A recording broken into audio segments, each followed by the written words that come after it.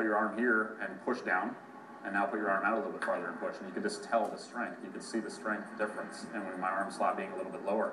So I started throwing a bullpen, and I noticed it right away. I was getting a little more run on my baseball. I was keeping the ball down a little bit better. And from one outing to the next, I think I pitched in one outing maybe 89 to 92. And the next time out, I don't think anything was below 93. And it was just the magic of, you know, somebody, you know, caring. The guys in this organization, Lee Tunnell, the pitching coordinator that we have in the minor leagues, and Fred Dabney, the pitching coach. Is there a Roy Halladay connection? Because I don't see you as a release point of Roy Halladay. You still seem over the top to me when I see you, but where's the Roy Halladay? It was just what Lee Tunnell said. He said, "You ever seen Roy Halladay pitch?" And I said, "Oh, yes, obviously, I have." And he said, "I want you to try and pitch like him right now."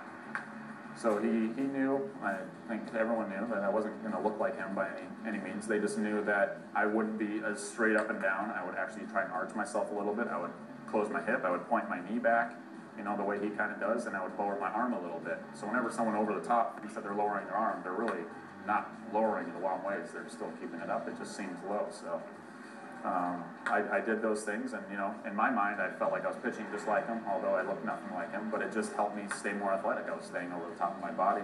I was pinching my knee a little bit more, getting a little more hip turn, and I just lowered my arm slot.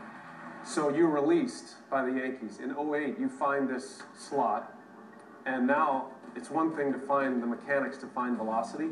How do you turn that into a very successful major league closer? The mentality was the toughest thing to find. You know, it was. I was always just on the mound thinking about everything that was going on because I wasn't able to throw strikes. You know, there were certain days where I was on and things were a breeze and they were good. But once, you know, things started to hit the fan, you know, it did in my mind as well. I was just thinking about everything that happened. I was thinking about the last at bat, thinking about the last pitch I just left up, or that curveball I couldn't bury in the dirt. So once the mechanical side was kind of figured out, once I felt like my velocity was there, and once I felt like all my off-speed pitches were there, and I felt more confident, I think, about my mechanics, I was able to focus more on the mental side of the game, and I think that was really the most important part.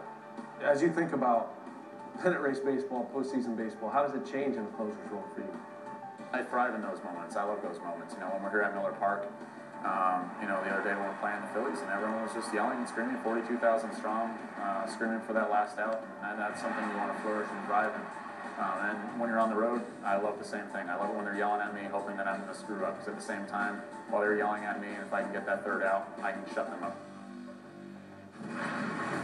43 straight saves converted for John Axford. Is it that simple? Just start throwing like Roy Halladay? I mean, it gives everybody hope to say, if I'm throwing 85, if I make a couple adjustments, I might be able to throw 95. I mean, it's a beautiful thing. He talks about the physics, but to me, it's like that hip turn more than anything else. To talk about an arm slot, you always want to tell kids to find your arm slot.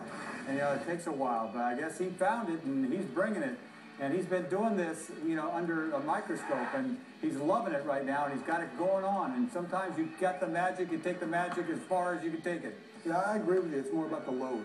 Hitters load the same way. A lot of young hitters will go out with their body, and then they have nothing left to swing with, so they have no power. Once they start to figure out how to turn the knee in and how to load and get back before they go forward, that's when you have the real power. That's where the power's coming from. Mm-hmm. Well, a lot of it, I mean, your legs play an important part of it, but it's staying on top of the ball as well. It doesn't matter if you're up here, you're 3/4, or even down here. As long as you're on top of the ball and you're getting out there and you're continuously finding that arm slot to repeat those mechanics, I mean, it doesn't matter where you are in your motion.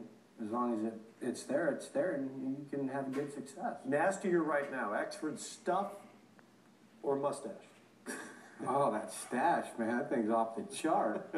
He's rolling with that sucker. He takes great pride in it, too. He'll twirl it around for you. Oh, get him going. I mean, you do a lot. Meet him in a bar. Yeah, I give the kid credit because, I mean, you talked about, saw where Hoffman was there last year, and then he helped him, showed him how to work real hard. I think more than anything else, you can't help somebody in that position to know what it's like. It's all about experience. You got to go out there and feel that adrenaline. And it's all up to you. You can learn how to stay in shape and all that. And I give him credit too, because K-Rod came right in the middle of the season, and it could have interrupted all of this, and it didn't. So this kid is very, very focused. Among other things, he gives Hoffman credit for going to him when it became apparent that Hoffman was no longer the Trevor Hoffman that's going to send him to the Hall of Fame someday, and said, look, this is your job. Don't let anybody tell you any differently. He has run with Brewers game 1 tomorrow against the Arizona Diamondbacks.